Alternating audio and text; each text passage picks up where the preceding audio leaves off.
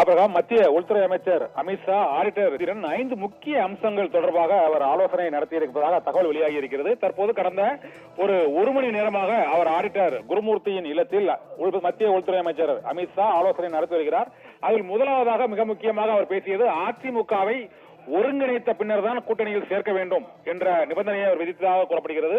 மற்றொன்று, தமிழக பாஜகவின் அடுத்த தலைவர் யார் என்பது தொடர்பாக அவருடைய கருத்தையும் அவர் கூறியதாக கூறப்படுகிறது. அண்ணாமலையை திடீரென மாற்ற வேண்டுமா, மாற்றினால் அடுத்து யாரை நியமிக்க வேண்டும், RSS விருப்பம் என்ன என்பது உள்ளிட்ட அம்சங்களையும் அவர் ஆடிட்டர் குருமூர்த்தியுடன் அமித்ஷா ஆலோசனை நடத்தியதாக தெரிய வருகிறது.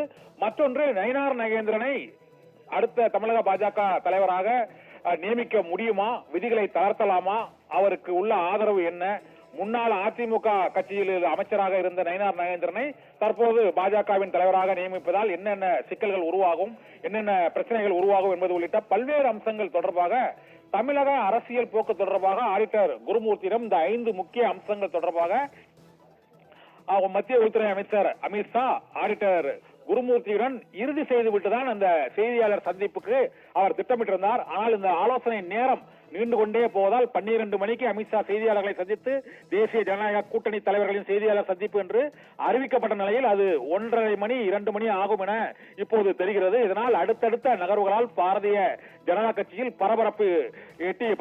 மிகுந்த பரபரப்பு ஏற்படுத்தியிருக்கிறது. ஏனென்றால் 2 மணிக்கு அந்த பாரதிய ஜனதா கட்சியின் தமிழக பாஜக தலைவர் யார் என்பதற்கான இந்த வேட்பு மனுக்கள் தாக்கல் செய்வதற்காக அங்க கமலாலயத்தில் அதற்கான ஏற்பாடுகளும் அங்கே செய்யப்பட்டு வருகின்றன. இதில் யார் யார் வேட்பு மனுக்களை தாக்கல் செய்வது, போட்டி இல்லாமல் தேர்ந்தெடுப்பதற்கு என்ன செய்வது உள்ளிட்ட இந்த 5 அம்சங்களை ஆடிட்டர் குருமூர்த்தியுடன் அமித்ஷா ஆலோசனை நடத்தியிருக்கிறார். முதலில் அதிமுகவின் ஒருங்கிணைப்பு, 2வது எடப்பாடி பழனிசாமி நிபந்தனைகளில் எதை ஏற்பது, 3வது தமிழக பாஜக தலைவர் அண்ணாமலையை மாற்றுவதில் அடுத்து யாரை நியமிப்பது, RSS விருப்பம் என்ன, நயினார் நாகேந்திரனை நியமித்தால் தமிழகத்தில் பாஜக வளருமா வளராதா என்ற 5 அம்சங்கள் தொடர்பாகவும் ஆடிட்டர் குருமூர்த்தியிடம் உள்துறை அமைச்சர் அமித்ஷா ஆலோசனை நடத்தி இருப்பதாக தகவல்கள் வெளியாகி இருக்கின்றன. ஆபிரகாம்.